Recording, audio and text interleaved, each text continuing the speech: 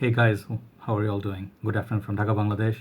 In this episode, I'm gonna do one fragrance review and I'm gonna be doing back-to-back two videos.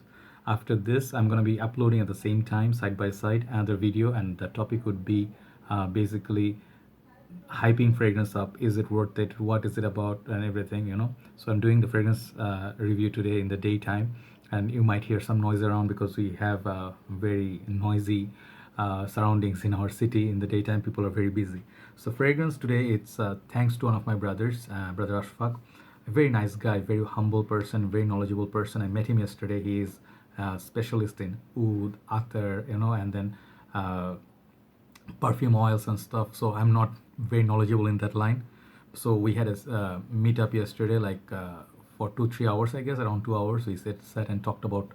We just tried some, attars and oils. Even nice enough to give me two of his, like personal um, attars. Okay, so these are like Malaysian oud, I think, and the other one is like amber imperial. So these are from very niche and very expensive houses. Okay, so basically it's not the how expensive they are and whatnot. It's just the love that we share. So he brought one fragrance for me to try, and I tried the fragrance and I said instantly, I need to take this. I need to do initial impression, even if not full review. So I got it yesterday, so I got to try it for only one day, and I gave it two wearings, and I was literally like, usually I do a lot of designer fragrances. I'm talking a lot in the intro just to tell you why I chosen to do this review. uh, I do a lot of designer fragrances, and you can actually see like one fragrance would be similar to other, or let's say you can relate it. You can explain fragrances so easily, but on many parts, some of the fragrance you come across, they smell totally different than everything else.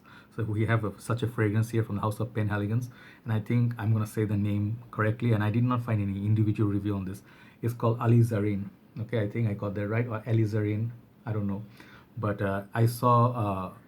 Brother Sebastian Zara's. He had his top 15 Penhaligon's fragrances. This one was one of them, but no one did an individual review. So let tell you my initial thoughts on this and whatever I feel towards it. Despite all the notes and everything, is very different kind of fragrance. It has a lot of facets. It's like different fresh side, floral side, and then darker oud side and everything. Okay, so we will be reviewing this in a very short while. It will be initial impression, and let me tell you what I got from it. So thanks Sebastian Zara, brother, for reviewing at least like a 1 minute review.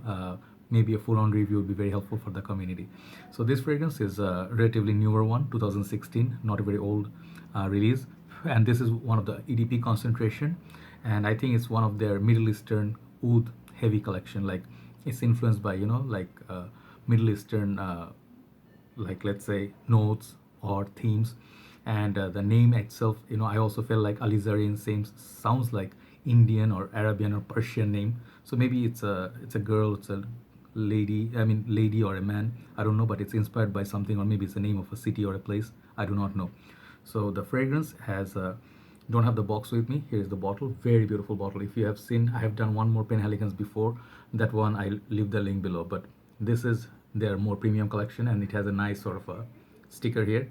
Sorry, my neighbors are kind of loud. Sorry, you might hear them. They just don't have any volume knob.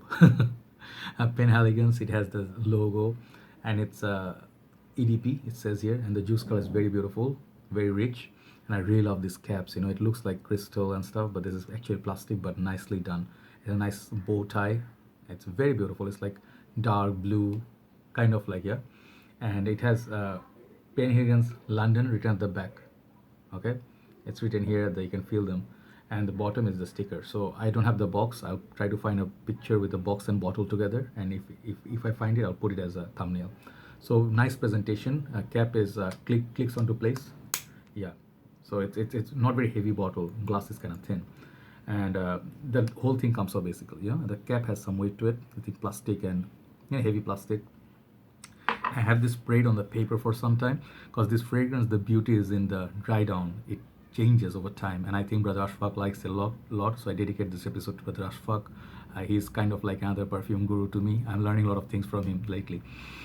Okay, so this fragrance, it has different stages. This has the fresh. Okay, the top you get mandarin and mandarin orange and narcissus. I think it's a floral note, And the heart you get tuberose, iris, mimosa florals. At the base you get leather, incense, vetiver, and oud, agarwood.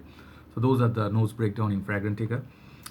First time I sprayed this on my hand, I was so impressed. I smelled it, I'm like, this is different. It excited me because if I smell same old, it kind of, I'm like, okay, it's a pass. If it's generic citrus, one more citrus, fresh fragrance, I would be like, okay, it's perhaps it's not a must review. But this fragrance, I think he picked it up, brother picked it up for a reason that he really likes this fragrance. It's unique enough. He has very complex nose. He has very mature nose, and he only craves for something that would be the best. Okay, best of the best of the best. So I think this is one of the more complex fragrances, which is beautiful. I think this is unisex perhaps, but it smells strong. To me, it came off at first. I detected some citruses at first, like it was fresh, it was spicy, peppery to my nose, like almost like gingery. I couldn't tell the notes. So I was thinking like galbanum, maybe the florals, because I know that note. But he told me it's tuberose based. It's like a tuberose dominant fragrance. But when I see the notes breakdown, when I thought also about it, I thought it's kind of heavy, spicy, bit dark. And then I got to see it got the base, it got the leather, incense, and vetiver and oud. Those are very strong backbone. But despite all that, it's not as dark to me on the paper, on my skin. It's not. The opening citruses and the florals, it stays, the floral in as freshness, it stays at the top. And then as the mid pyramid, at the mid stage, it comes to the pyramid. That's where the citruses go and the floral starts taking over. And it stays a little bit spicy, a little bit strong. It has strong presence. It has like a strong, solid presence on your skin. Longevity is really good on this. I would give longevity 9 out of 10. It lasts on you a very long time. Probably perhaps good for the cold weather, nighttime. Any age can wear it, but it's a little bit mature. So as I was saying, the pyramid, to me, to my nose, the florals, yeah, when as I smell it and I see the notes breakdown, I think the florals stay. And the beautiful thing is that kind of like peppery sort of oud. I think it has a cardamom or cloves as well somewhere at the composition. To my nose, it has something spices coming from those, either one of those cloves or cardamom. Okay, and the oud. So when you hear oud with the florals, it sounds kind of like weird, right? Like a rose oud combo, you know about that. But other florals with oud, we don't hear much about that, right? In designer game, even in niche game. So this is not a rose oud. This is some floral and then oud, which I love about this. And the oud doesn't come to you as very pungent, dark, stinky, skanky kind of oud. This is very smooth, but the leather, it's present. It's like, hey, I'm here, do not ignore me. And the vetiver gives the sort of green edge, right? So the leather and the smoky incense, I think that's where it gets a little bit darker, but I think it's not as dark as many of your other Middle Eastern darker fragrances that is agarwood heavy. So let me give you an example. For example, like Dior did leather oud. I'm about to review this soon.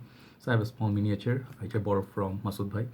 This fragrance is pretty animalic. I mean, leather oud, it has a common note of leather and oud with this one, but the leather oud from this one is a beast. It's, forget about performance, it's crazy. You wear it and you better know you're wearing it, what you're wearing. This is an animal.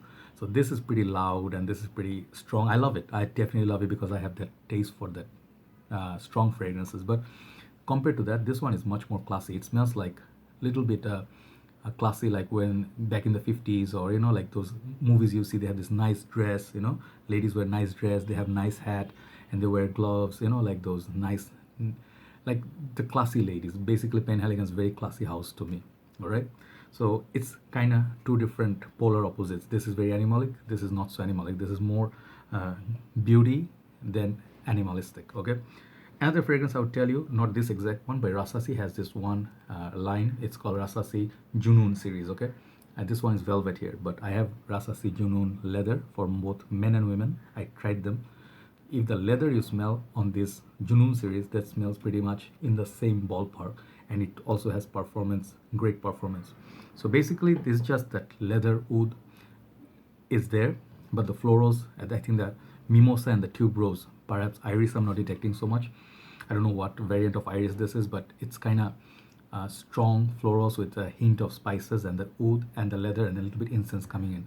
So that is the composition. It's very niche, like it is niche. It is a different kind of fragrance, not for everybody. It's an sort of like a oriental, spicy kind of fragrance.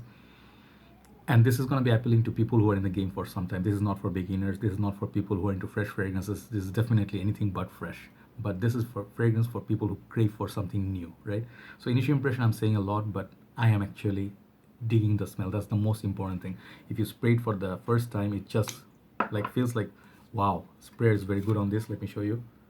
Okay, sprays a lot of juice. Okay, so I'll just put a dab, like slight bit here after the shower. And I, because it's not that cold nowadays, it's sunny, a little bit warm, a little bit breezy, so this fragrance you need to apply just a bit, not too much. I think 2 sprays will last you all day, but make sure you wear it in the winter nights, right? Beautiful fragrance, very niche fragrance, and the opening is also lovely. So I enjoy top, whatever that mandarin orange, and then the florals, and then it moves to that darker side of things. I enjoy every single facets of this fragrance, and it's very beautiful, very enjoyable. Performance is solid. It's just a gorgeous little fragrance. I would love to try this a little bit more, but I think you guys need to go and try. If you are at Penhaligon's house, or if you're looking to get some samples, make sure you get one of these. This fragrance is really good. Alizarin, beautiful name and beautiful fragrance, and it's beautiful side of things, not the animalic side, right? So that's the initial impression on Alizarin from Penhaligon's. I would like to try some of their more upper class fragrances, like other lines, because now I'm interested in this house. Everybody have a nice day. Time to go for the second video. Bye bye.